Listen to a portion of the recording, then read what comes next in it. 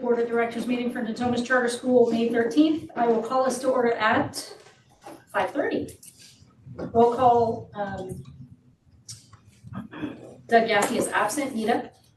She's on her way, she'll be here in just a moment. Sean King? Yes. Gina? Here. Dr. Mayorello? Here. Preeti? Here. Jennifer, I'm here. Mallory? Here. Student reps, Diego? Here. Kia? Here. Gianna? Here. Raven? Here. Noemi? Here. Okay, awesome. Looks like we have recognitions and celebrations on the agenda. We're starting it off. Right. Thank you all for being here today. This is a wonderful time of year because we get to honor our students who are earning the Seal of Biliteracy. And what that means is that they have proven and met their state requirements to show that they're fluent and literate and meeting all standards in English and then in another language. So this is a wonderful, wonderful thing, and that will be on their diploma as well. And so we just are super proud to be able to honor these students tonight. We are going to be calling the students up to get their certificate. And so students, when you come up, you'll get your certificate and you'll shake some hands, and then we'll have you go back to your seat. Once we're all done, we'll go outside and we'll take a big picture. I think there's too many of you to sit in our little spot for a good picture, and we want to make sure we can see each and every one of you. Yes, and then we have our world language teachers here as well, who will be reading the certificates. So first we have Maëla Sweet, our French teacher. We have Yvonne Chen, who is our Mandarin teacher. We have Ali Diaz, who's our Spanish teacher. And we have Alex Gomez hiding in the back, who's our other Spanish teacher. And so the joy of giving out these certificates should go to them. All right, so we will start with Ms. Diaz.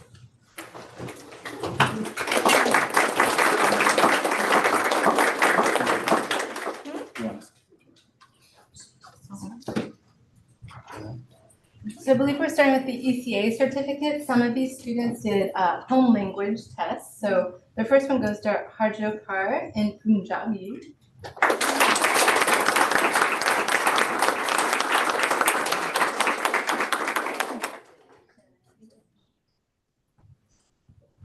Congratulations. Next one is our member up here, Diego Alfaro.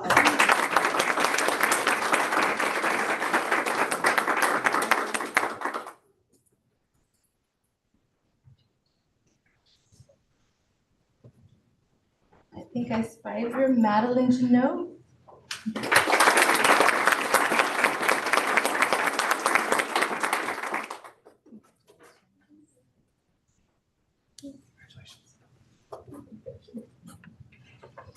And Elia Gonzaga Morales.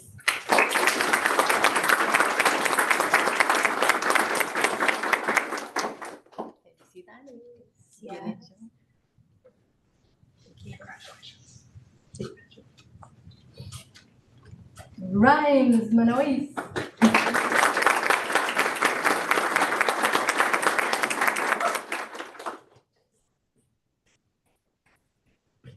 We finished. Thank you. Thank you. Thank you. I don't know if she's here today. Sara Masar.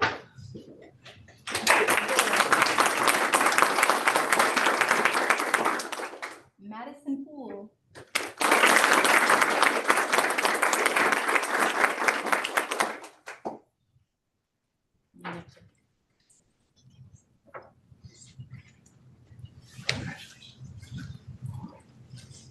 Nicolás Torres García.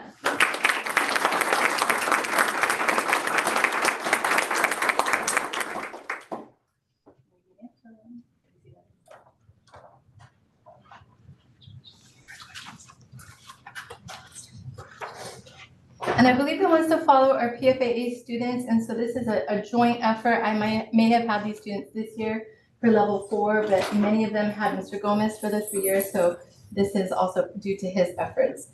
Sneha Atmakur.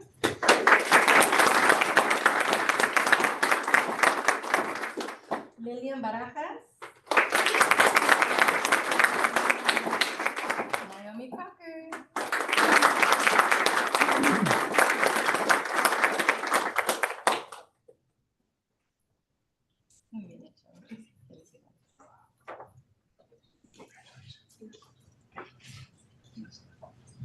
Juliano Dotti Navarro.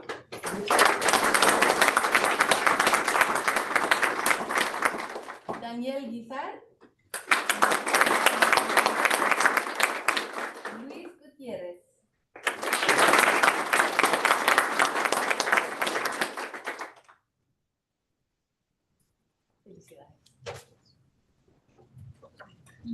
Congratulations.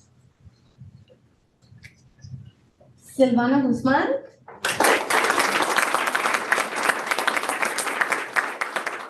Nolan Leonard. Pierre Macu.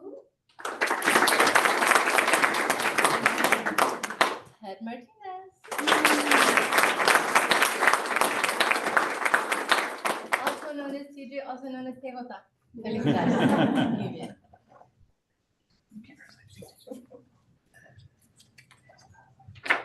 Molly Neelan. And Lauren Schilling.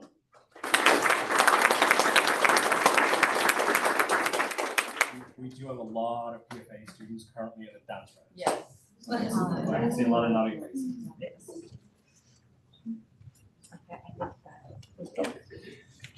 All right.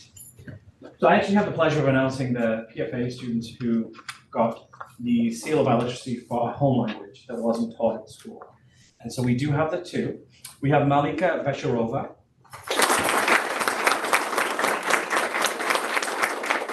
And, came at the right time, Jess Marielle Santos.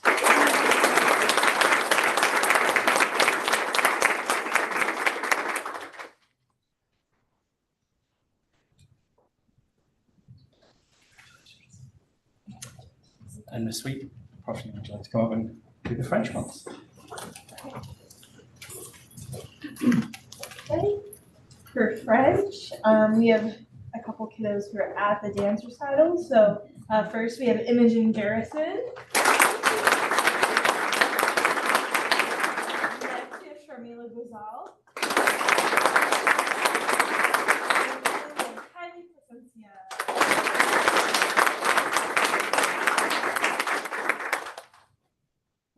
Félicitations.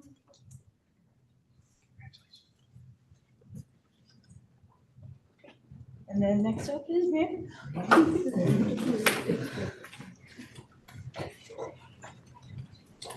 For Mandarin, we have Connie Huang.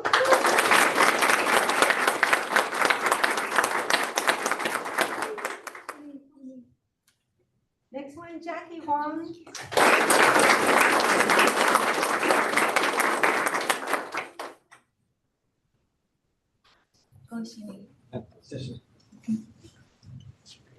Next one, Megan Tawada.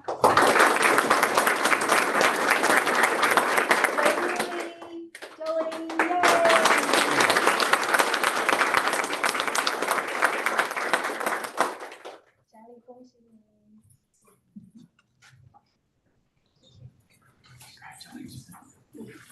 Next one, Grace Smith.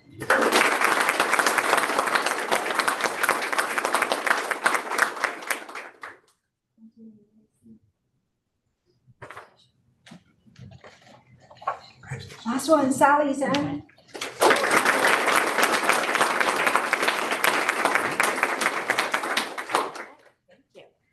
So we are so excited because this year, you might have noticed there's a few more names than there were last year. Last year we had 18 students and this year it was 31 students that are sealed by literacy.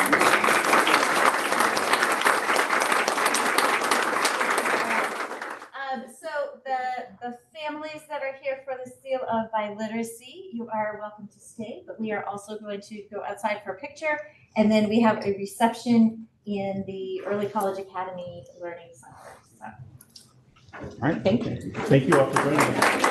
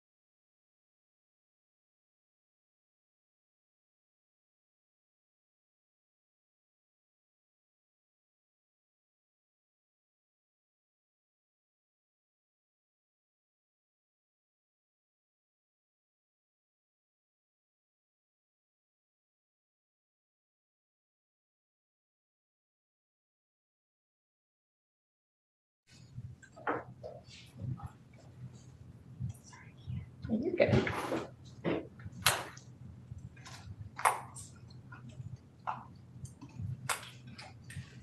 Gonna be the last one.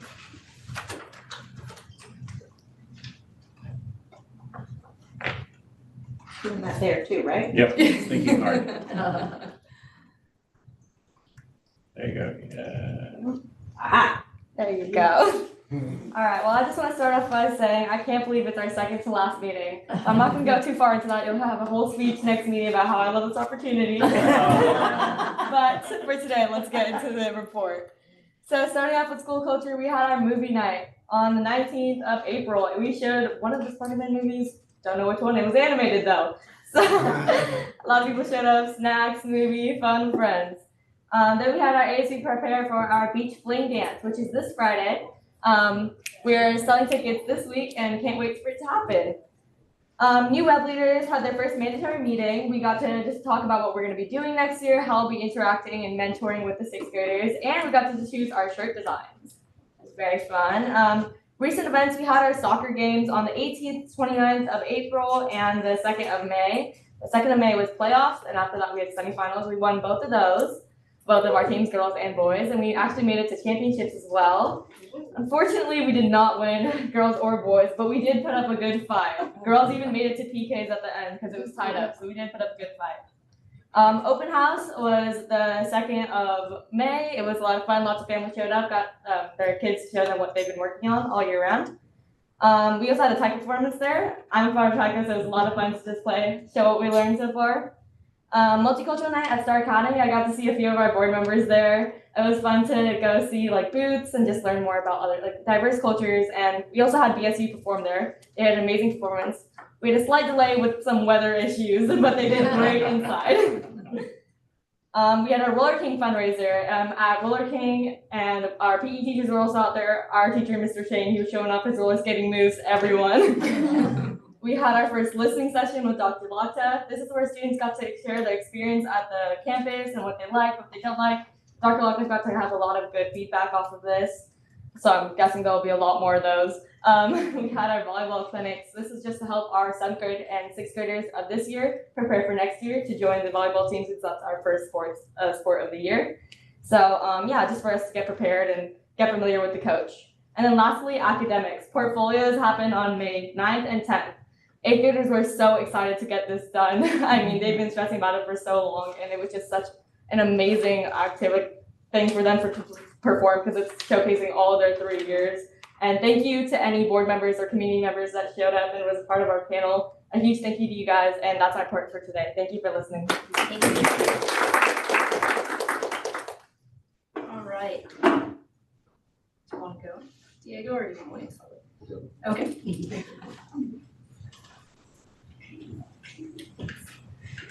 So there was a lot happening for ECA in the month of April and May.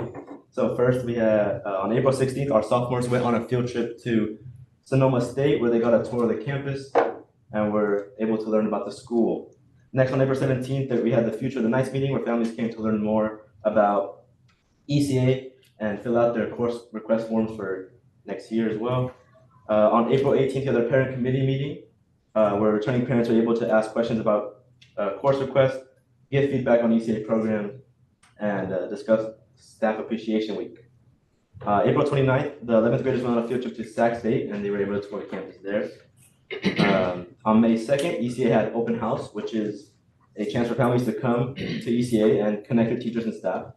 One of our seniors, Darius, hosted a fundraiser, bake sale, and some free games as part of his senior project. It was pretty funny. He let people pay $1 to throw a water balloon at him. I had a lot of business there. May 6th was College Pathways Night, where ARC and Sac State came to campus to talk to students about their programs. This Thursday, visual art students are going to the Crockett Art Museum to learn more about their collections and participate in the printmaking workshop. And then this Friday, we have our senior showcase. So the senior showcase, they're able to show their hard work over the semester and are evaluated with the help of their other students and families on their senior project. Then the really fun part, on Monday, May 20th to the 22nd, our seniors are going to Disneyland to participate in Leadership the Disney Way and conference, celebrate the end of our high school journey. That's all. Thank you for listening. How about Gianna next? Hello, everyone. I too cannot believe we're almost at the end of our wonderful journey. I have a few updates for May as we're coming to a close. We have a lot of more fun celebratory events coming up. We have, for the first time in terms of ASB, we're hosting a little Pride Festival Awesome Lunch type of thing during our Spirit Week. Our Spirit Week will include the Pride Fest Awesome Lunch as well as a Senior Awesome Lunch. So that way we can get more exposure of student performances and celebrate that. That will be on May 21st, and the Senior Awesome Lunch will be on May 22nd. It's not listed, but it's all in the same week. Last week on May 10th, we had the One Voice mural unveiling. It was and hosted a little Oasis festival out of it, which is the name of the mural. It was a great way to extend the Yellowstone project off to the end of the year and reinstill its values into campus. We seek to find, I was one of the muralists on it, and which was really fun, and we seek to kind of find the intersection between Sacramento and between Yellowstone, Montana, and how our shared ecology is something that we can all bond over and preserve together and conserve together. And so it was really cool, and something we did with that event, it was the first collective mural at our school, and then also one of the first times we had an actual festival and celebration for it. So we had Indigenous performers come and play music and also speak. We had students perform spoken words, and we also had a performance of the drum, which is a piece from our One Voice project set. And so it went very well and was very well received. Jazz band and vocal ensemble also collaborated to perform We Are the World. And so it was a very unifying event for Charter. Next up for performances for May, we started the month off on May 2nd and 3rd with the Encore Instrumental Concert. We are also looking forward to the After the Rain Spring Vocal Concert, which will be next week, May 22nd and May 23rd. And then this week we have the Spring Dance Celebration, May 15th through the 17th. So we have a lot of celebratory events throughout every department. And then last week, we also had open house where parents were able to come back to school and see what their children have accomplished throughout the school year. And then we had the College Pathways Information Night, May 6th. And then we had Teacher Appreciation Week, May 6th through the 10th. ASB put up little posters outside of every teacher's door, and students were able to write little notes of gratitude all week, which is very nice. Hopefully we can continue that as a tradition. We also have the Music in the Parks field trip, which is all level 2 music courses get to go to I think it's I forgot what it is, but Music's in the Park, they get to perform and compete as level 2 classes and kind of get a taste of what it's like to be a part of a competing team at Charter. We also have Teacher Professional Development Day, May 24th, and we have our finals prep, May 28th through 31st. And going into June, we'll have Dan Green, which I'll close off with for our final meeting. But thank you all so much. That's all. All right, next we have Raven.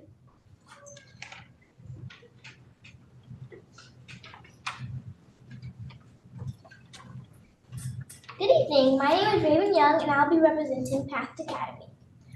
On April 16th, Pact encouraged students to get their eyes and ears checked to maintain the health of all our students. On April 17th, Pact students were able to go on a field trip to Hawk Jr. the musical. Pact students were treated to an amazing performance filled with excitement and wonder. On April 19th, Pact families were able to attend the Pact Glen Nutrition Fair and Pact Power Variety Show, sponsored by Raley's. They gave us a $3,000 grant to use for the next school year and an extra credit grant of $2,000. I mean, that's a lot of money. On April 23rd, Pact parents were able to learn about exploring friendship, community growth, and developing a sense of self at the Parent Win seminar. On April 26th, Pact families had a chance to go to the Monterey Bay Aquarium. We were even lucky enough to have 100 people attend. On April 26th, Pact families were able to learn, perform, and participate in sharing their cultures at the Multicultural Fair. And last but not least, on May 5th, Pact parents were able to talk about how to extend their kids' learning at the Parent Coffee Talk. Thank you for listening. All right, next up, Noemi.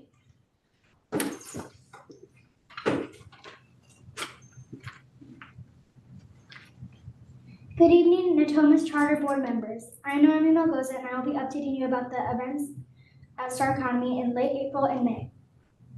First, we had 5th grade PE testing, which included running the mile and our strength and flexibility test. In addition, we had promotion pictures for kindergarten and 5th grade. 5th grade students dressed up in kindergarten students wore caps and gowns in their photos. We also had our drive bike riding competition between grades to win a Kona Ice Party. This event occurred at North Natomas Aquatic Center on May 7th from 5:30 p.m. to 7:30 p.m. A very special event was our Multicultural Festival on April 26th, which included 16 booths featuring countries, cultures, and continents. Traditional performances from all over the world, and over 160 performers from all 5 NCS academies. Food trucks, which had a variety of Greek, Indian, and Mexican food. And lastly, some sweet treats from Tapioca Express and Southern-style desserts. Next, we had students from 3rd, 4th, and 5th grade finishing, completing, and starting their CAS testing. Students received many treats and snacks during their tests. 5th grade students also completed an additional science test this year. We had a glow party in the gymnasium for grades 3rd, 4th, and 5th as a celebration for completing CAS. Recently, we had talent show rehearsals and auditions for our upcoming talent show, which is on May 15th and 16th. We also had our 4th grade play rehearsals for their upcoming plays, which highlight history and science. Last week, we had our Star Academy open house on May 9th, which included grades 1st through 5th grade performing their songs we have been practicing in the earlier months and outdoor projects that were on display in the gym. We were able to visit our classrooms with our parents and show them what we have learned.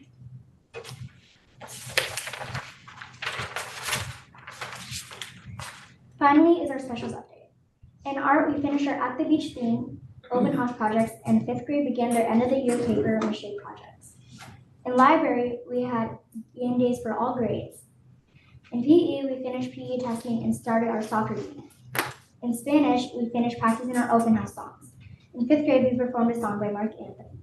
That is the end of the Star Academy updates. Thank you for your time. Enjoy it in your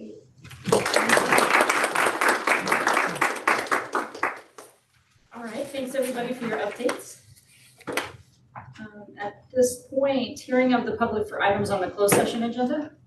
Nothing received with me, and let me check online. Nothing online. Okay. At this point, we will adjourn to closed session to consider and or take action upon any of the following public employee performance evaluation pursuant to Government Code 54954.2. Administrative Representative is Dr. Joe Wood, Executive Director Evaluation and Employment.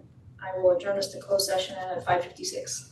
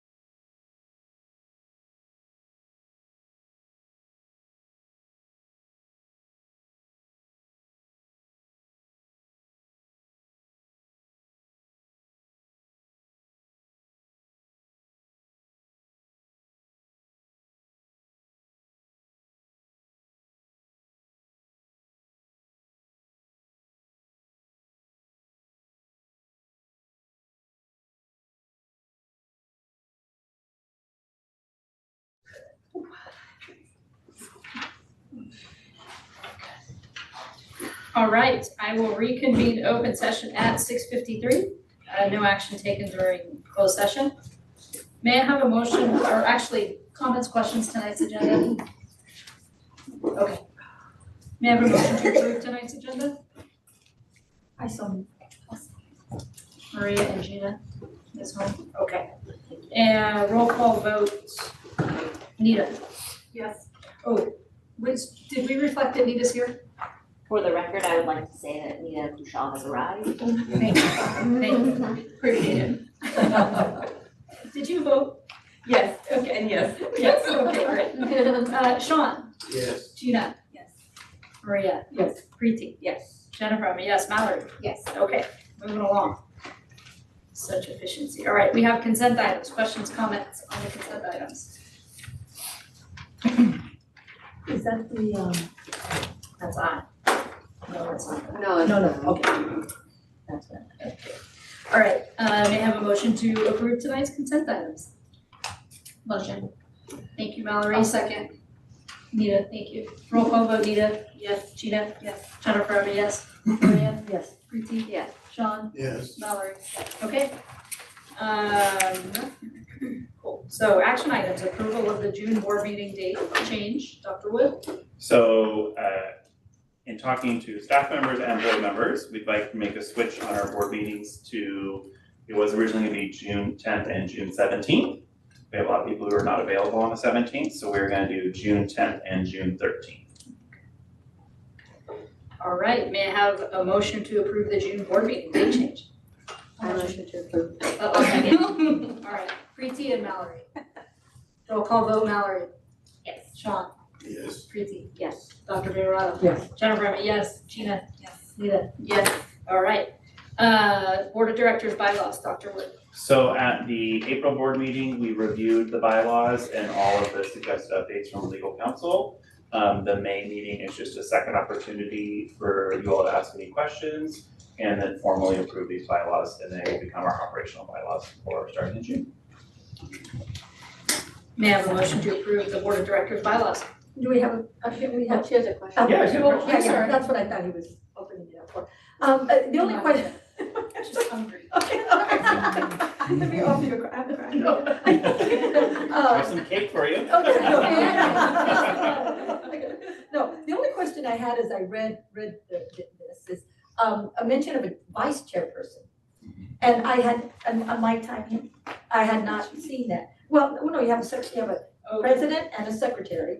The vice chair was something new I had not heard of. We hadn't Yeah. formalized roles, but I Yeah. think that's something that we might want to revisit as we're implementing these bylaws, is being a little bit more formal with our role structure. Okay, so the idea here is that for us down the line to say, okay, well, let's implement as we have our proposal. Okay, that was my question. Anybody else? All right, may I have a motion for approval for the Board of Directors bylaws? So moved. Thank you. May I have a second?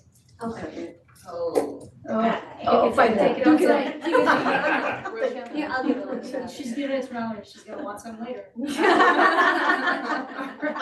Roll call vote, Mallory. Yes. Sean? Yes. Preeti? Yes. Maria? Yes. Jennifer, yes. Gina? Yes. Nita? Yes. Okay, And just to clarify, that was Maria with the motion and Mallory with the second? correct. Yes. All right. Next up, the employee handbook. Anita? So about every 2 years, we have our attorneys go through and do a thorough review of our employee handbook. And moving forward, we'll kind of show you the track changes and stuff, but you really do need to read the document in its entirety. But where we've listed some of the changes, whether it's added, updated, or changed, has to do with our attorney's recommendations of either best practices that we're already doing, reflecting it, putting it in writing, as well as some minor law changes. One of the things for regarding sick leave, there was a law change January 2024, was the Healthy Families Act. It used to be called Healthy Families Act, now it's the Paid Families Leave Act. Went from 24 hours to 40 hours and stuff, and that was a recent change that we reflected on that. Also, it's a new LCAP year, so we've reflected our goals, mission statements in this document. The board also approved some revised salary schedules that we have incorporated also into the language for the placements for the certificated salary schedule changes. And we've updated employee assistance contacts, numbers have changed, things like that. And then there are some recommendations from administration on things around employee leave without pay and for chronic absenteeism, things of that nature, and some minor word changes as well. The other thing that you'll note that seems like it's throughout the whole document is we are now going by certificated and classified. We used to go by instructional, non-instructional. But starting 2025, all of our teachers need to be credentialed. And so we are just using that language to be, to have that common language with all the school districts and our authorizer and STRS and PERS as well. And that, do you have any Questions? Comments? Ready for a vote? Yes. All right. May I have a motion to approve the employee handbook? Motion to approve. Thank you, Sean. May I have a second? I'll second. Thank you, Nita. Roll call vote, Nita? Yes. Gina? Yes. Jennifer, I'm a yes. Maria? Yes. Preeti? Yes. Sean? Yes. Mallory? Yes. All right. Next up, the Expanded Learning Opportunities Program Plan. So you have an updated copy of our ELOP or ELOP plan. In this, so this document was created a few years ago, and every so often we need to revise it, to approve it, improve it, excuse me. And so this was an opportunity for Keisha, who is our before and after school supervisor who runs our programs, to really take a look at, are we doing what we set out to do, and how can we make our programs stronger through our group.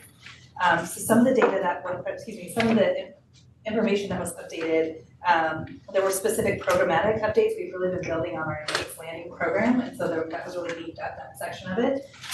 There's some data you can see reflected in there, our past scores from the last year. Additional information around skill building and really being intentional about gathering student voice and input to help shape our program. So that's called out in our updated plan. You'll also see that we've been intentional about hiring and training quality staff and providing them feedback to make it a stronger program for our students.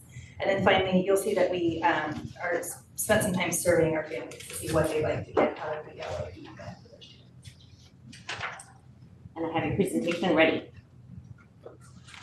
Okay, so I'm a little confused because it said approval of the expanded plan. You get to do both. You're just gonna So we're present just on the rolling slide. right into it. Yeah, you get to walk us through it with slides. Okay. Presentation. I got confused. I was like, where's the presentation? We're efficient. Yeah, I like it. Good evening, everyone. Great to see you all. Joining me tonight is Keisha Stroder, and she's our supervisor for the before and after school programs, predominantly in Knights Landing, but also supporting Ski Lone Star. So tonight, what we're going to be doing is just doing an overview of our Expanded Learning Opportunity Program, which is a mouthful, so I would like to just call it ELOP moving forward, if you're okay with that. So tonight we'll explain what is the ELOP plan, what the implementation has looked like, and then future plans moving forward.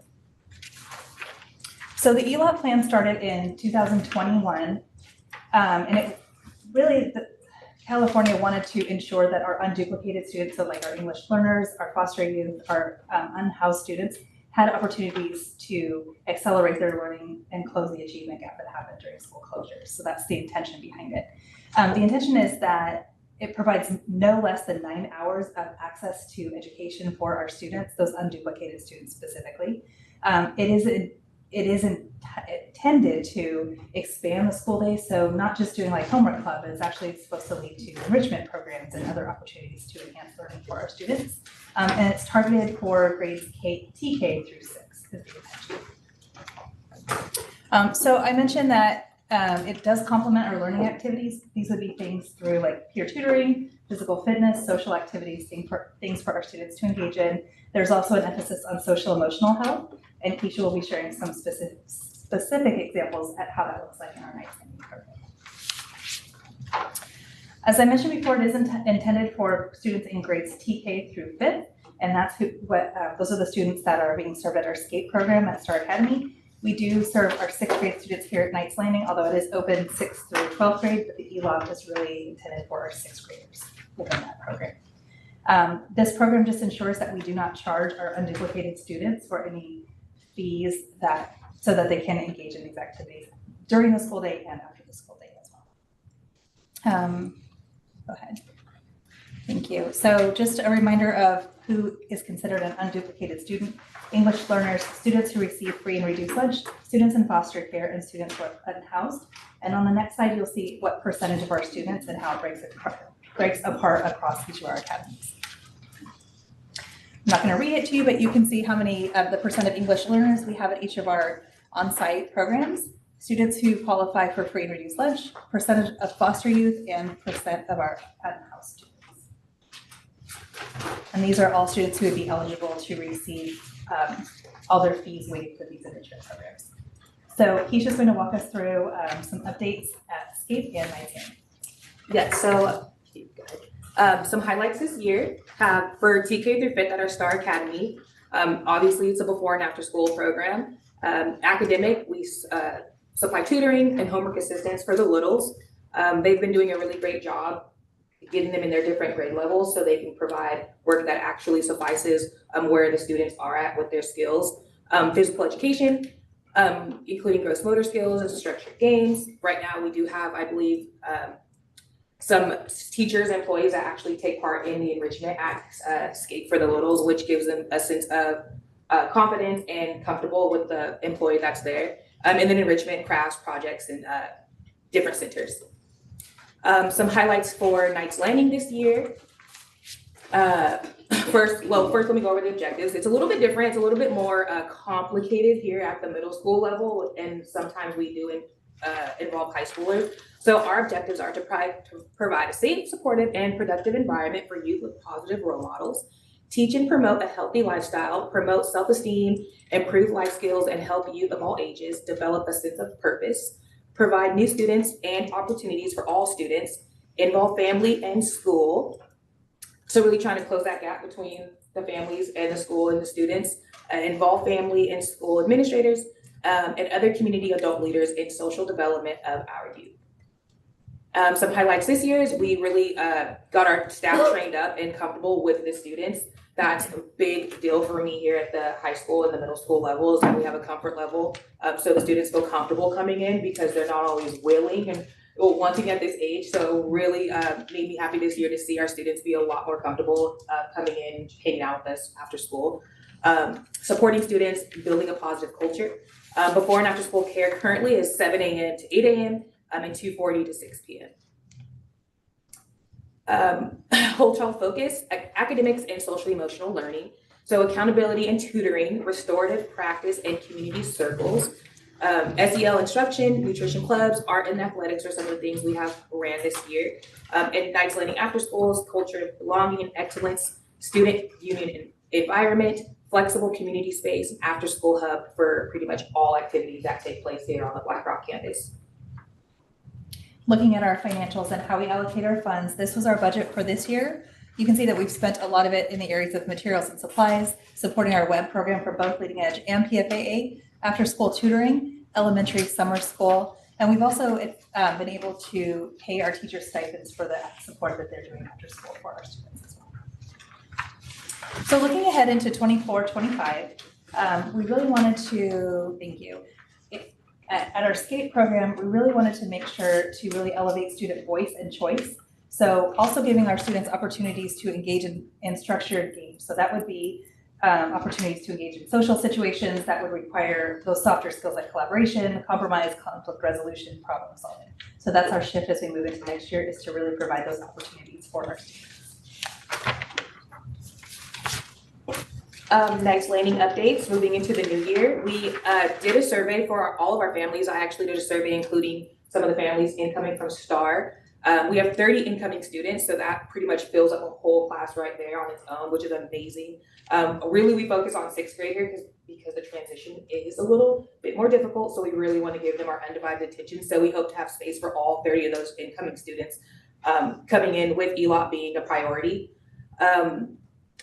we are adjusting the hours a little bit from 7:30 to 8:30 a.m. to really help those students who start a little bit later for PFAA. And then from 1:50, so opening our doors up earlier for students who have early dismissal, so they have a place to also hang out and still receive that enrichment. And then till 5 p.m. Really shifting that early so we can have impactful workshops. So we're finding that this year that with the hours being so late, students are tired, hungry, they're kind of just checked out at that point. So the learning and the enrichments weren't as powerful as we would like them to be. So we want them to come fresh, ready to learn, and then excited to get home to their parents. And then maybe with that earlier hour, we can kind of get some parent involvement with them taking them up and coming on to campus and witnessing the great things that they're doing versus just, I'm ready to go at 6 o'clock and then they have no connection with the program. So I think that will be very good for us next year. So you're totally, no, you're good. I had everything. I know what's going on. So that's it. Does anyone have any questions? I do have a couple of questions. You mentioned training, so you've uploaded the training. What have you done in particular? For our staff, which is me and a couple other people actually, we've hired student workers who are actively training and proactive with the community itself. So really indulging in their environment. And then for myself and along with SCAPE employees, Ben, Marcella, I have another employee, A here, Crazy. We've been using our PD days to do things like diabetes training. That way we're prepared when we have diabetic students involved, which we actually have seen an uptick in that this year especially. We've done classroom awareness training, so how to de-escalate situations that go on in the classroom, especially with after school. We see them all the time, every day, and it's very important for us to know how to handle those situations. Lately, we've been pairing with some of the pairs on campus to get a more understanding of the SPED department and students that are coming over that have certain disabilities, so that way we can have more intel on their situations and how to deal with them and how to confront them, and also pairing with the parents and training around how to talk to families, because that's important too when we're dealing with before and after school hours. I would also add this intentional piece of collaborating with the classroom teacher. So for example, on this campus, Ms. Trinkle does some after school enrichment, and she's got great relationships with our team. So she knows how to best support the students and enhance what they're learning both in class and then also working closely with Keisha and staff. And you mentioned student workers? Yes. So that started, it's always been a thing, but we're successful this year in hiring. We have two. One's graduating this year, so they're moving on to bigger and better things. I believe they're actually going to become an employee at SCAPE on their own as an adult. And then our student worker from ECA, she obviously has hours after school she's available, so she comes over. She's wonderful with the kids. She's wonderful. She wants to work in child education when she gets older, so this is for her experience. And it gives us an opportunity to be able to connect with the students on a different level. And then it also gives us an opportunity to kind of feed them in as they grow older and keep, our own working for us in the future. Nice. I just have one question about the allocation. Does that come from the fees that parents pay, that other parents pay? No, that budget actually is what's coming from the government, and it's just intended just for those students that we mentioned. Okay. SCAPE and Knights Landing are also fee-based programs, so Right. there is still revenue coming in, Right. but for those students, there is no fee. Right, no, I understand that, but I was just wondering, what is the fee for students? Yeah, of course. This year it's at Black Rock campus, it's $9 an hour. Drop-in, very reasonable. We're very competitive with the schools locally. I've checked at NP3, what's the charter, Westlake Charter. Yeah, we checked around and we're really competitive in price. I think we're one of the cheapest. And it's a drop-in, so they don't pay if they don't come. And if we do come, they pay. And it's the same price as SCAPE as well. Yes. Correct. Thank you. I have a question. So on average, how many students are in the program? Well, on average at SCAPE, we probably see 140 students come through, obviously at different times, TK, kindergarten, and then the bigger students, older students get out a little bit later. And then here we see roughly 50 students on average a weekly. So they don't all come every day, but during a week, we probably see 50 students come and stay for the pretty much full time. And these are ELOC and paid tuition, yep. So if it's drop-in, how do we collect the fees? Do we just keep a tally? Yeah, we have a program is called ProCare. They're very efficient. We just clock them in, clock them out. It's formula based. So once we clock in the hours, it does its thing, and then we send statements to parents out weekly. They're allowed to pay online, and they can visit our new business office and pay in person, or they can come in and pay in person as well. So this is Monday through Friday? Yep. And you have kids on Fridays as well? That's a special day. We have It's most, also- we have the most kids on Friday.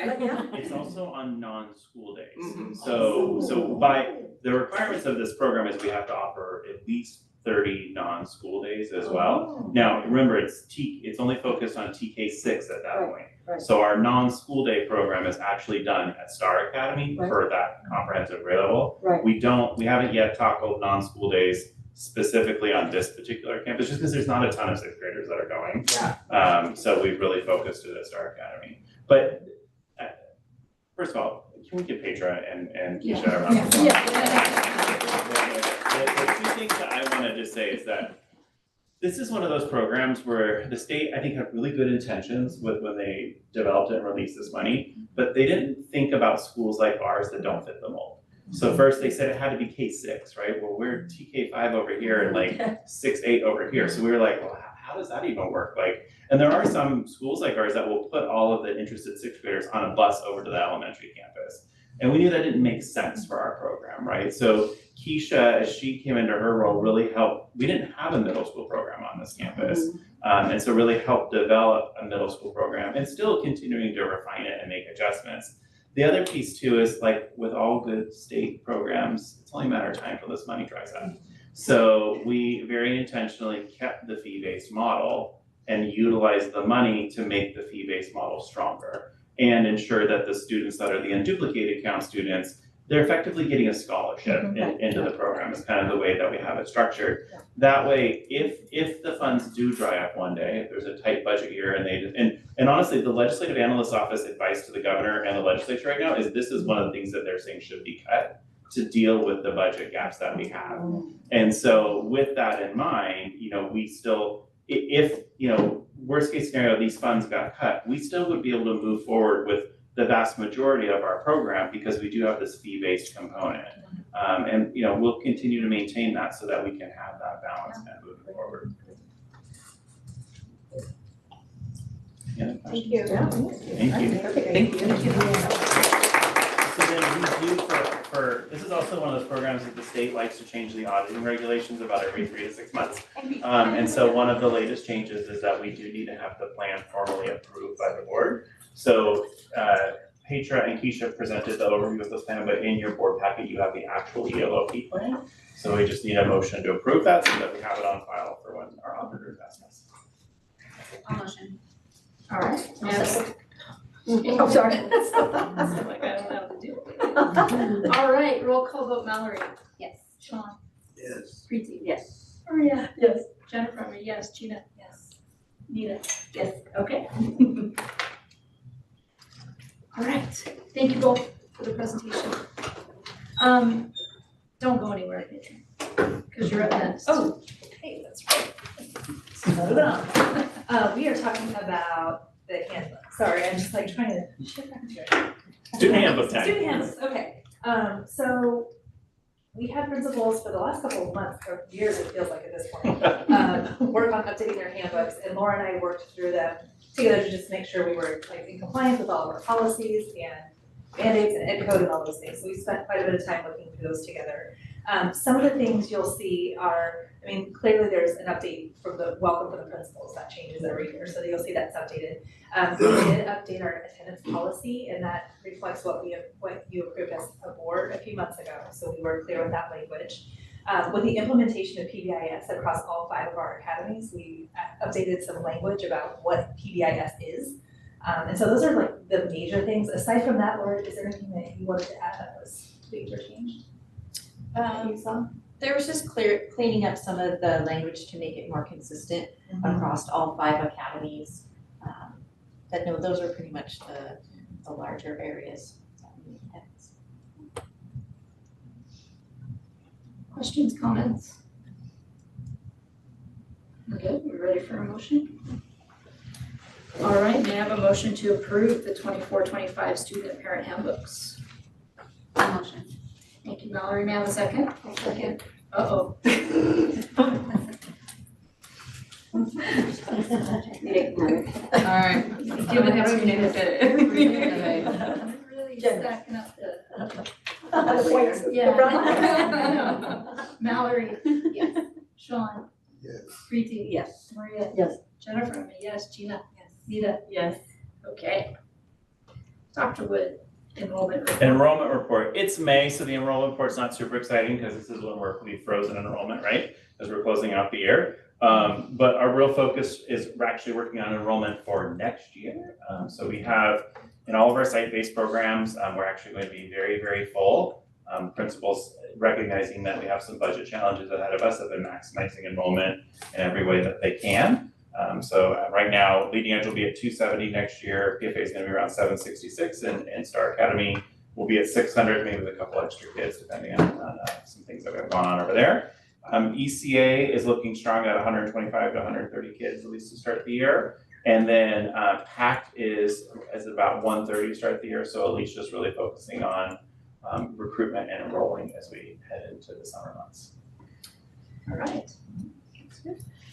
Any questions? All righty then, we can go on to the Star Academy presentation.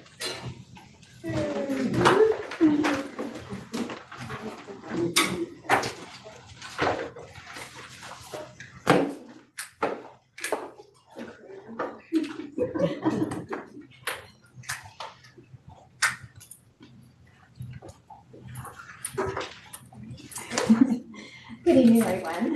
Diana Wilson, principal of Star Academy, and I brought some people with me tonight. I have Miss Carolyn Hines, our associate principal, Kelsey Herman, our school counselor, and Jackie Scholl, who is our fourth grade teacher, as well as our admin designee when Carolyn and I are outside.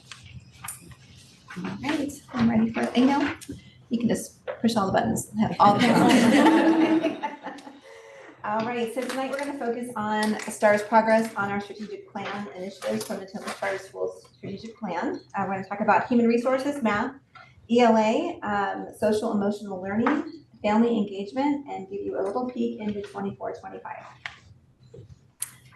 So this is our Star Academy staff. That was before Life Touch took our photo this year, and we're all freezing out there standing there. So Melissa took our picture really quickly. But I just want to shout out to them. One of our goals as a whole school is to hire and retain committed staff to serve students. And Star Academy definitely has that staff. They have a team mentality all the time. They're collaborative. They always put in students first. They are professional. They are so creative. They're creative thinkers, and they're fun, and they're just generally good people. So we're lucky to have them all on our team. On the next slide. So part of being satisfied with your job and wanting to stay somewhere, of course, is to feel like you belong, but also to know that you can grow how you want to grow as a professional, right? So these are all the things that we've been doing to make sure people can grow. We have our induction program for new teachers. We have peer mentors, buddy systems. You have a go-to person if you're new to STAR. A lot of our teachers have done peer classroom observations with their professional development funds this year, where they get to learn from each other. That's been really beneficial. Focusing on math and ELA training this year, we have a PBIS team. We did crisis prevention training with the Crisis Prevention Institute to help teachers build their toolbox for some of the behaviors we're seeing post-pandemic. So that was really useful. Charlie Joyce has done some para and RBT support this year. We've done a 3-part series with our DEI professional, Akua Ramsey. We have a leadership team, residency program with Laura to bring on our own teachers. So we have 2 paras that will be credentialed teachers next year. So kind of growing our own there. We've had admin team training, or we have 3 people on our staff who are in the admin program. And then we've done some responsive classroom work, which is again, trying to help us with those behaviors that we've seen since COVID and really build and focus on those relationships. And the next is just some pictures of our professional development. This was the CPI training where we were all together in a multi-purpose room in January. All right, and then we have our leadership team. We have a representative from every grade level, as well as our specials team and our special ed department. So we all get together, we work on, they really help guide Star Academy operationally early in the year, just, what do we need to change or keep the same, or how do we operate smoothly? And then they've identified areas of professional development for the staff, and they lead that work as well. So many of them have presented to the staff with report cards and other kinds of professional development this year. And they also keep their grade level informed of what's going on so that everyone's on the same page and all together. All right, next slide, please. Oh wait, no, you're good. We have a lot of shared leadership opportunities at STAR. These are all the fun nights and weeks and events that the staff sign up for every year. And, you know, I didn't know what to expect when I got here, but they just fully embrace everything. And I was bummed I missed STEAM night when I was at my daughter's wedding, but, you know, I dropped knives from the roof and, you know, all the supplies that came in with our families and they just gung ho with all the events, really make it special for our students and for our families. We just have, these have all happened already except for a 5th grade promotion, and that's coming up soon. And these are some of the pictures of the events and fun things that we've done this year.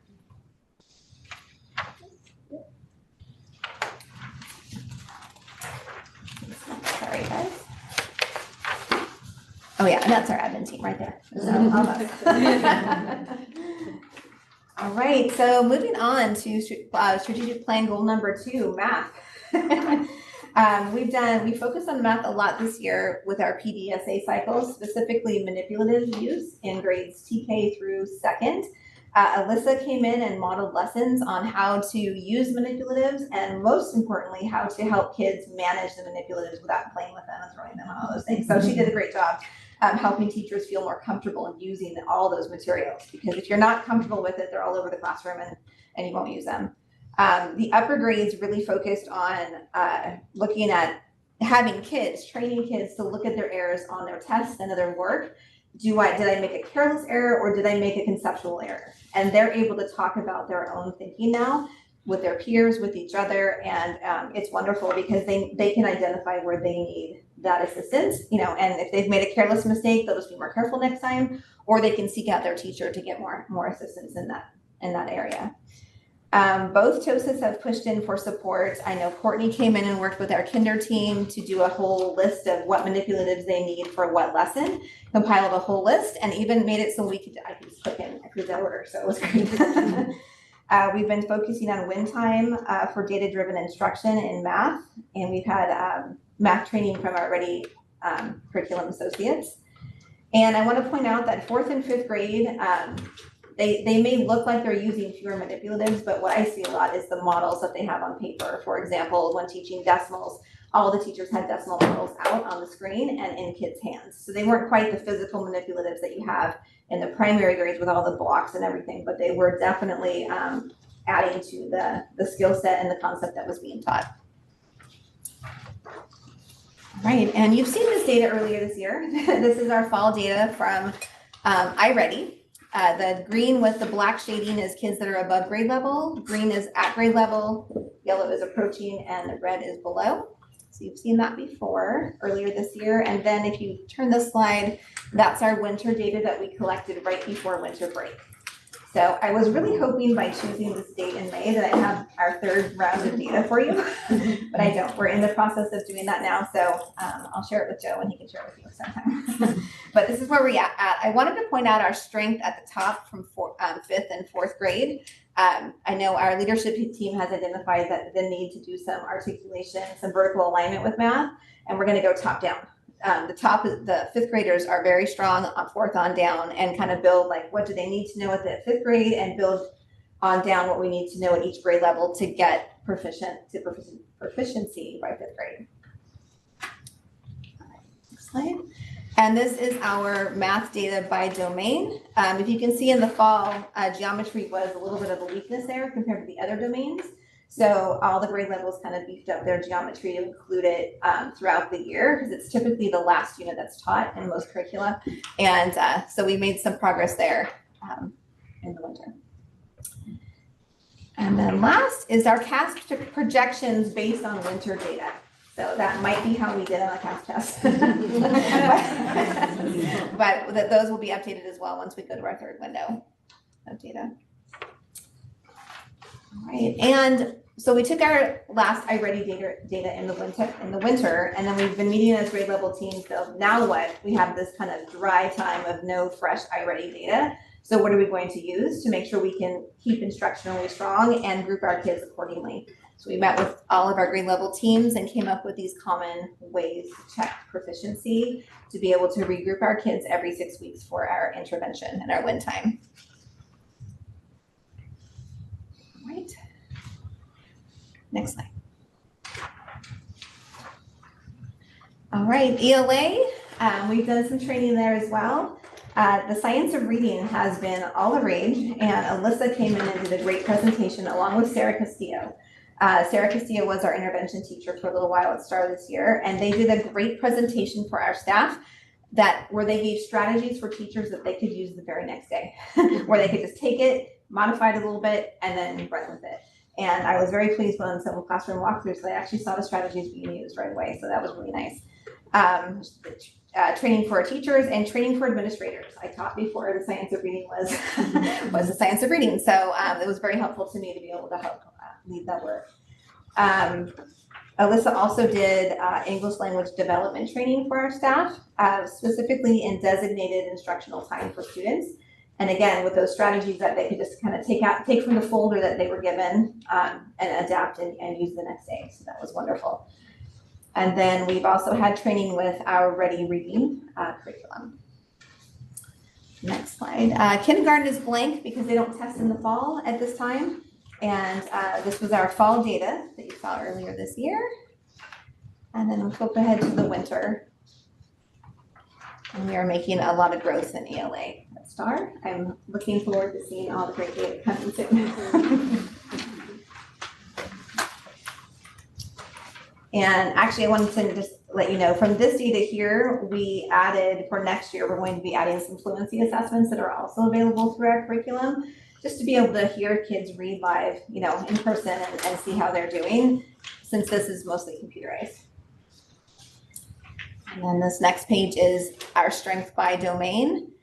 In the fall, the teachers were talking about noticing some weaknesses in vocabulary development in students. So they've been focusing on that most recently with their reading groups and such in all the grade levels. And then again, that's our projection from winter, how we did in our cast, and time will tell. And then last but not least, for testing, we really tried to approach it with a celebratory feeling. Some of the kids were freaking out, oh my gosh, the test. And it's like, you know what you know, and you've been working hard all year, and your teachers have been teaching you well. So you get to shine now and show what you know. So that's the approach we took. Shine bright, because they're stars. Do your best. We had motivation from our buddy classes, signs of encouragement, and an end of the week celebration. This is Miss Schultz. They had a party in the box, globe dance party at the end. And then, we also made the video. Miss Hines pushes me to do things I'm uncomfortable with. And we made a motivational video with Coach Semple and just to get the kids excited about what they can do versus, being stressed about it. So it was a lot of fun. All right, I'm going to pass this on, this goal number 4, mental and social emotional wellness, strategic goal number 4, to Carolyn Hines and Kelsey Murray. All right, thank you. So to start out, our theme actually started a little bit last year. You Belong Here. It started with a book study that we did as a staff, looking into DEI and wanting to build a stronger community and stronger connections with staff, with students, with parents and families. So that became our theme for the year. That was designed by our art teacher, Emily Shane. So we all have shirts, and that's been a big part of what we've been working on as the staff. We also had a big responsive classroom training this past August. So I was there, Diana was there with me as well, and then a number of our staff, new staff and staff that hadn't been trained. I believe even some staff from PACT Academy came as well. So we were able to refresh and focus in on morning meetings and all the wonderful things that Responsive Classroom provides our teachers, and connecting with students and giving them that intrinsic motivation to want to work hard and be a part of their community. So that was really exciting. And morning meetings are actually something that we do school-wide.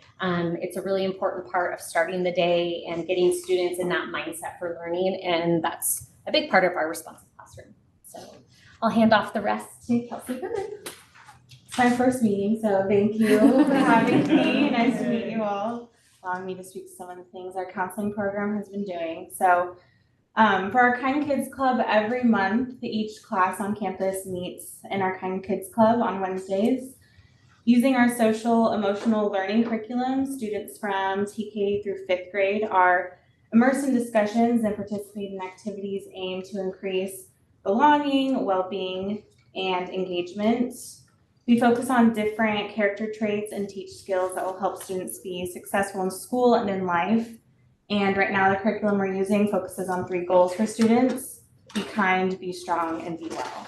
And so those lessons are presented by myself, and then we have some school counseling interns from Sac State who work with our counseling program as well, and they can come in and to get some experience in classroom management, classroom presentation, so they support our Kind Kids Club as well. We also do Mindfulness Wednesdays. So each Wednesday, along with our Kind Kids Club, our art teacher, Mrs. Shane, leads a class from each grade level in mindfulness activities. So when we teach mindfulness to kids, we can help them develop tools and skills to build self-esteem, manage stress, and skillfully approach challenges. So mindfulness is paying attention to the present, anything you're feeling, hearing, or notice. And teaching students these mindfulness skills at this age can help build resiliency and aid them in coping with uncomfortable or challenging moments, which they can experience a lot in school. We have our lunch bunch groups too. So this, I think, especially for our student body, is the most known program we have, the program they're most excited about too. So throughout the week, students at STAR can attend small skill building groups called our lunch bunch groups. And for students participating in lunch bunch, this can help them feel seen and connect to campus. Also allows them to build positive social skills that promote self-regulation, form trusting relationships, things like that. Students join in weekly and can be referred to these small groups by teachers, staff, and parents. Each group lasts several weeks, and our groups hold 6 to 7 students each session. So we're really able to reach a lot of different students on campus. And each group too, we can invite someone new in. So we're cycling students through. So since November in 2023, over 200 students have joined in on a group. So we're able to reach a lot of students through all different grade levels too. So our small groups identify and share feelings within the students who are participating. We can play social skills games together, learn new skills, like I mentioned, emotional regulation. And we learn to support and encourage one another within our group too. This year, STAR also participated in Global Play Day on February 7th. So during Global School Play Day, students are able to play without the use of screens, structured games, or adult direction. And the idea is to let children explore their creativity, problem-solving skills, and social interactions. Play is a crucial part of a child's social, emotional, and cognitive development. So that was our goal. And school-wide, we all participated in that event. And if you want to go to the next slide. We have some pictures up here as well. So part of my role is also to meet like individually with students. So we have some of those pictures up here, and I work with the entire student body. So students in special education, students with higher needs. I'm also able to come in and support some of the goals included on like IEPs, 504 plans, things like that. I can support with that as well. And then meet with students individually, either from like self-referral. We have a self-referral system where students can come and leave a note, and I can receive that and then go check in. Teacher referral, parent referral as well. So I meet with students individually. Some of these pictures, we had a picnic lunch bunch in there. So we had our 3rd grades come in and worked on like different social skills. So we practiced like the use of I statements, things like that in a social conflict, worked through and role played different like social scenarios that they might experience on campus. A few of these photos are from our Kindness Week. So we had Kindness Week, and then most recently our Student Mental Health Awareness Week. So during those 2 weeks, Kindness Week being like a global alignment with the Great Kindness Challenge, and Student Mental Health Awareness Week being a legislation that California just implemented too, really wanting to focus on student mental health. We were able to lead some school-wide like recess activities where, like for example, last week we had like Mindfulness Monday where students did some mindful coloring. We did Feel Good Friday, practice like positive affirmations, things like that. And then we have some photos from our Global Play Day as well. And then along with Kindness Week, we had an assembly that celebrated kindness and recognized students who exemplified the meaning of kindness on campus. And then I included my little office up there too. No problem. I just wanted to see like some of the tools and what it looks like that area as well. All right, family engagement, strategic plan goal number, I don't remember, number 8. Networks of volunteers at STAR. I met with them way back in June and they just really wanted to partner and just make a lot of fun events for all of our kids at STAR, which they did. These are the events that we've had this year. Lots of events, lots of fun.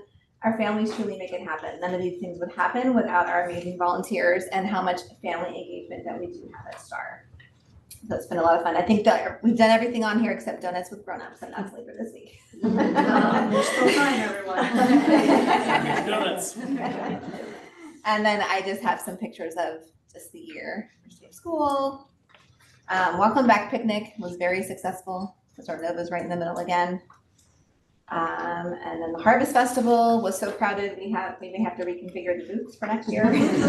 So, family dance. Those are all the volunteers that did all the decorating for that event. And I'm gonna let Ms. Hanks talk about the Jogathon and the Multicultural Festival. Sure. So we had a wonderful Jogathon this year right before spring break. We had actually our Novas partnered and were able to get capes for all of our students. So they were able to mark the laps that they were able to complete.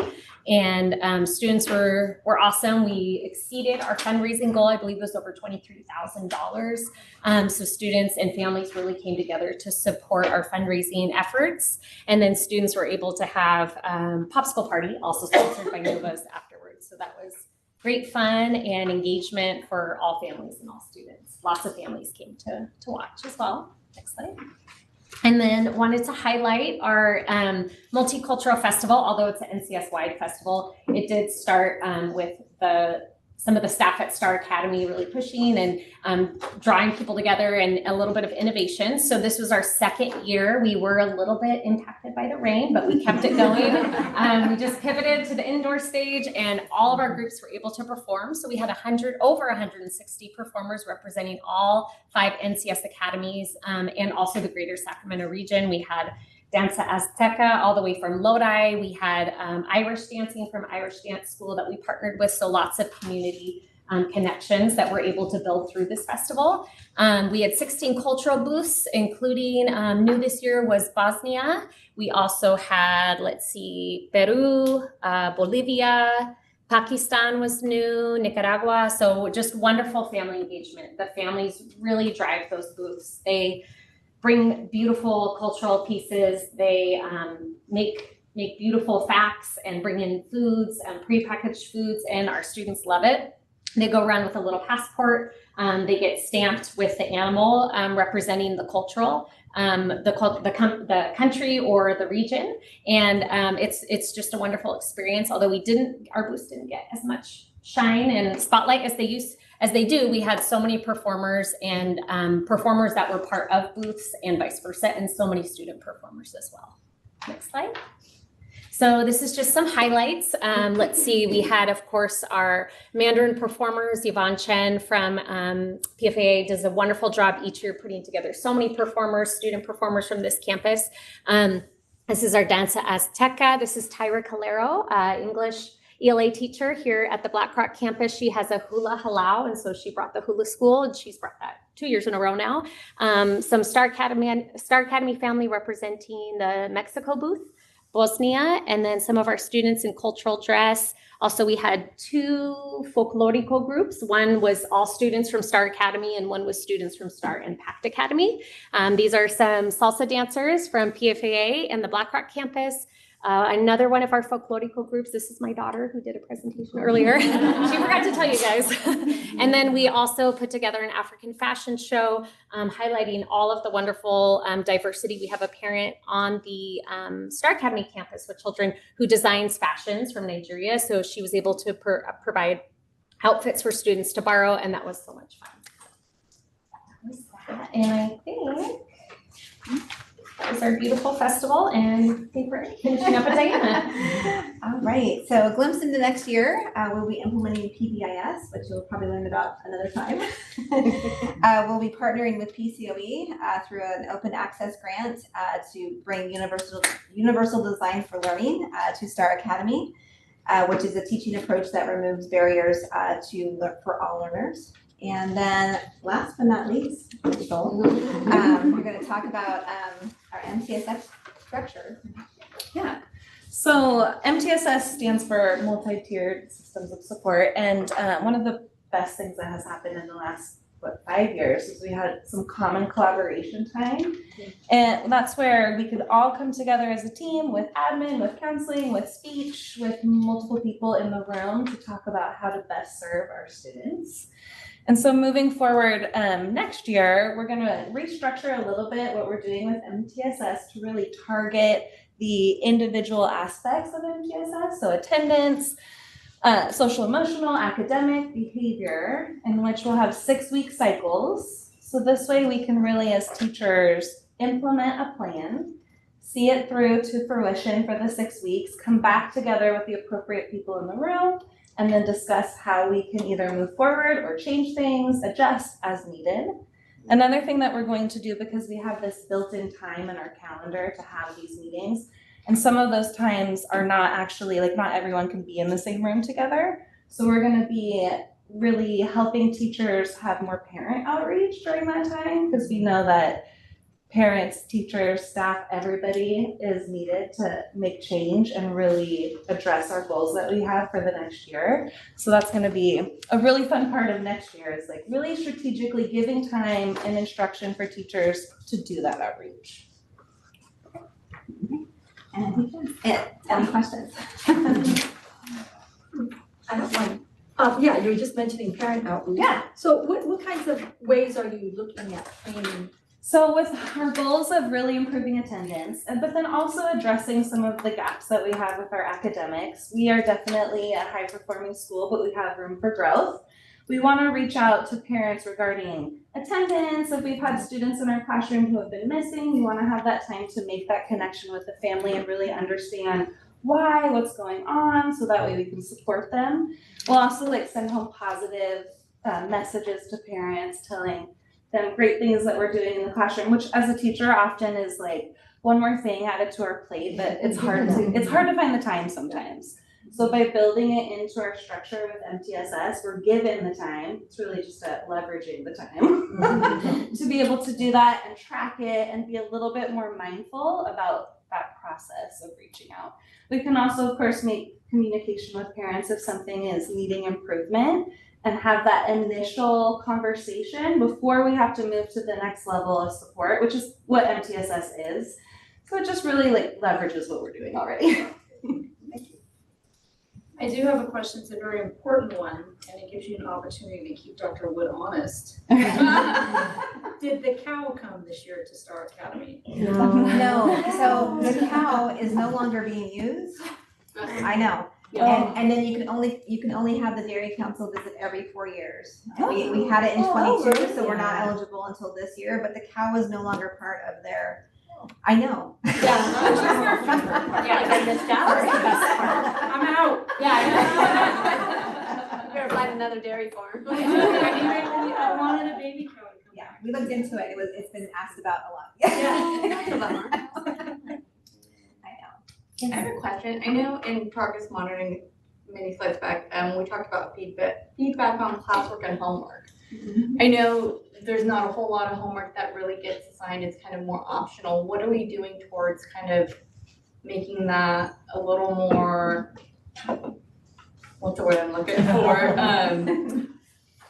Across the board, I guess, more consistent, I guess. Yeah. I know there's, like, some classrooms do it, some don't, and I know when they kind of come over to the middle school campuses, things are a little more rockier, so just kind of like, what are we doing on the Star Academy side for that? Well, for classwork, the work that students complete in class, you know, I've coached teachers to, you know, because you can't grade everything. You can't grade all of it. So I've been coaching teachers to choose a problem or two, you know, choose the problem that has the biggest bang for your buck, like if it's math, you know, and that's the one you're correcting, that's the one you're getting feedback on, that's the one maybe you're reteaching or pulling groups or doing it whole group. So we're doing that piece. And then homework's kind of a tough one, and I'm looking for some guidance.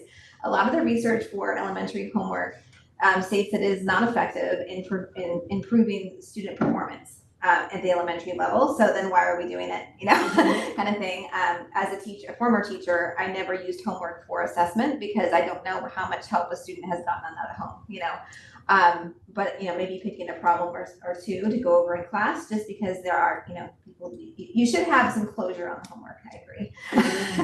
I don't anticipate homework ever being used for a form of assessment piece, but I definitely think there's work to be done to norm on how much homework we do give and by grade level. I've seen it done before, like 10 minutes per grade that you're in. So 10 minutes in first grade, 20 minutes in second grade, and so on. I'd be interested in reading some more data about if it's impactful, because I would rather have students give me 110% during the school day and then have the evenings more free for, you know, things with family and play and all those things. So we have some work to do for sure.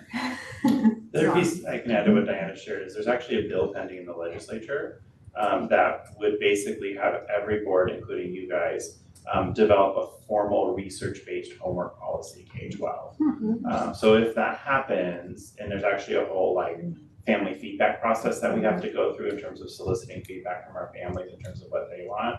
But it might be where we formalize it, you know, the expectation is hypothetically, you know, 10 minutes per grade level or something like that. And sort of looking at them and just kind of having that as their standard moving forward. I'll chime in too, if you don't mind, and say that 4th and 5th grade is working actually on Wednesday this week with 6th grade teachers from Leading Edge and PFAA to really continue to try to bridge that gap between the upper elementary grades and middle school, so that way we can build systems that are appropriate to help them transition. That was actually gonna be one of my questions, is if there's gonna be some future transition processes going on, because I think up to now, there hasn't been much in place. They've been doing stuff. There's been some, yeah. They've come But in every year, which I think the challenge is, as an elementary parent, I know I thought I had to prepare my kid for middle school. But then I realized, then during the pandemic, what the expectations are of middle school got very, very squishy. And so actually what we're kind of doing is renorming on both ends. Like, what is the expectation of middle and high school? And then what is the expectation of elementary school as it builds into middle and high school? And it's something that we're working on school-wide. It's actually why the state is entertaining a bill about homework. Because statewide, it's like you have some families that are like, my kid should have more homework, and then you have other families that are like, why does my kid even have this homework, right? And so it's created sort of a real conflict for a lot of educators and school boards about like, well, what should we be doing? You know, because like Diana's saying, there's not a whole lot of great research on homework in terms of academic achievement. Now, it does provide other things, right? Like responsibility, being able to see throughout a project, time management, that sort of thing, right?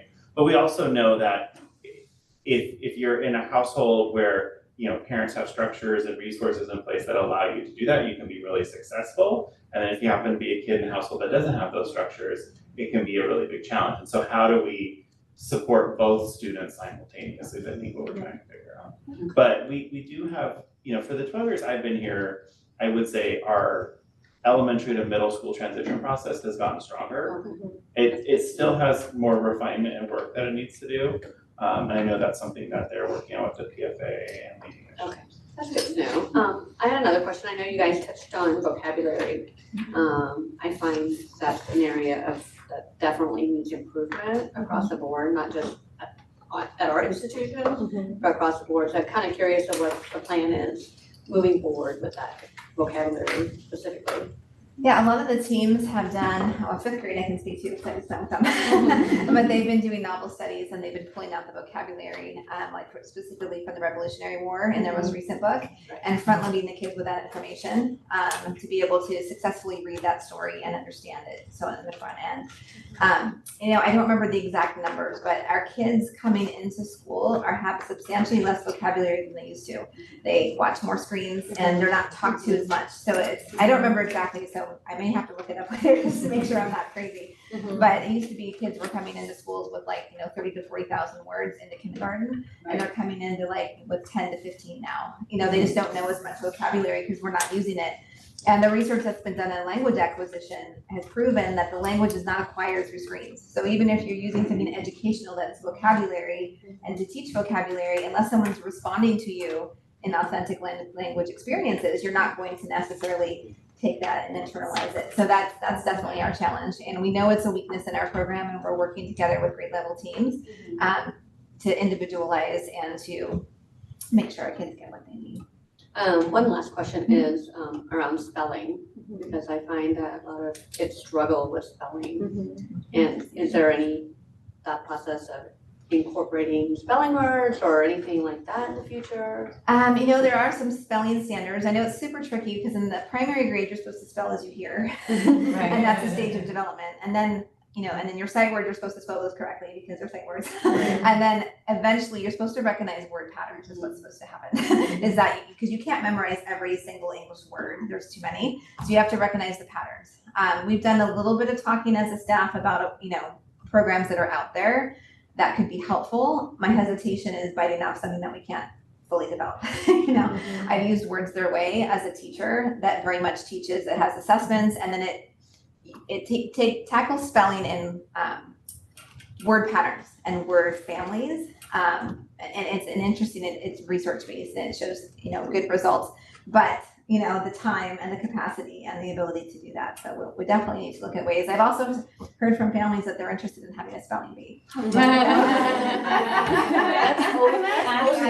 sorry, I'll add one more thing. One thing that we're doing actually to address both questions is we're looking at using a more updated reading curriculum next year, which front loads vocabulary much better than what we're using now, and has spelling lists. I just found out. So that's great. Kind of definitely what Diana is saying as well, but we are making steps towards improvement. Well, it's just interesting because, I feel like up to certain years past, I don't know how many years, but I feel like spelling and vocabulary was very strong.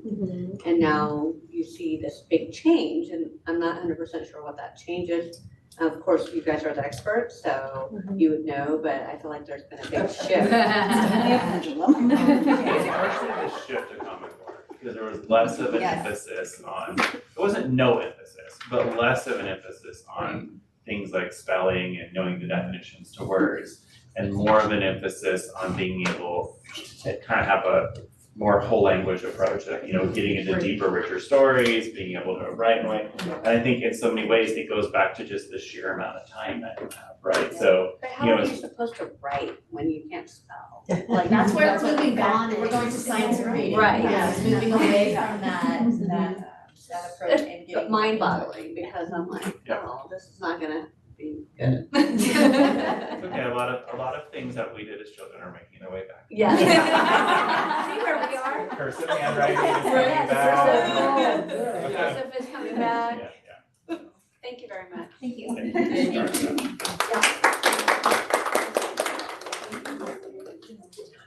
All right. Hearing of the public for items not on the agenda. Nothing received with me, checking online. Hearing of the public for items on the agenda. Also nothing with me and nothing online. Executive Director comment. It's a good thing that this is the time of year you have nothing on your personal calendars because we have a lot going on. No, so if you did not already see, please check your email for all of the promotion and graduation celebrations that are going on. There's a spreadsheet there, so if you're planning to come to graduation or 8th grade promotion, make sure to put your name on the list. That way we can just make sure we have everyone accounted for, all the seats, that sort of thing. They're almost everything is occurring like the week of June 3rd. So that's the week that you should have for your calendar. So we have PACT graduation or 8th grade promotions at 6 o'clock on Tuesday night. STARS 5th grade promotion is the next morning at 8 a.m. And then on the 7th, that's the really big day, we have PFA and Leading Edge 8th grade promotion in the afternoon, followed by PFA ECA high school graduation at Memorial Auditorium in the evening. So I mean, you could come at like 12:30 and spend the entire day with us. It will be amazing. And then just a reminder, we do have the 2 board meetings in June, so thank you for making that adjustment. The first one will be the big one. That'll be where we're talking about the budget, the LCAP public hearing.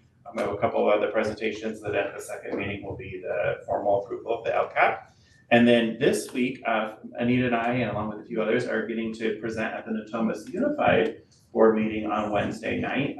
We will be presenting our financials, which is part of our authorizing oversight process with the school district. So we'll be presenting second interim. So, you know, you can tune into your local school board channel and see us there presenting with Westlake and MP3. So anyways, lots of stuff going on. It's the end of the year, celebrations galore. Hope you can make it to all and any of them. I have a question about, Ziba, didn't you send us something before we got the spreadsheet asking us if we were, the Google date thing? There's calendar invites. calendar She sent you invites. calendar Yeah. invites too. We So have if we both. responded to that, are we good? Sure, I can go ahead and take that information and Okay. transfer it to the spreadsheet. Okay. Yeah. Does that work for everybody? If you wanna put it in the spreadsheet, go for it. If you haven't put it in the spreadsheet, I'll compare the calendar invites as long as you've RSVP'd and put it onto the spreadsheet. So just please make sure you RSVP. We have 2 parents that are gonna be at the Star Academy, so the kids are really fun. Good. We might be sitting somewhere else, but yeah, just a little thing, you know, we're representing. Indirectly. Oh, okay, yeah, Leading Edge too. Oh, yeah, there you go. I'm all over this year. Okay, good, we're covered then. We got you guys, don't worry. Just let us know if you want to sit on stage, because we can make that happen. Mine told me not to. Oh. I said, but I have to. Yeah. She said, your tears in. I gave Michael a hug at his 8th grade promotion. He didn't love it too much. You're an exception. All right. All right, board of director comments. I think, do I get one more, I don't get one more meeting before everybody finishes. I'm gone on the 10th, we'll talk about that. Oh, okay. I just wanted to thank our entire staff for all of your hard work this year. I know it's not an easy job. I think we know more than most about how not easy it is, but thank you all for your commitment to our kids. And enjoy your summer, please. All 3 days of it are and we'll be back here again soon. All right, thank you. All right, future board agenda items, anybody? Okay, I will adjourn us at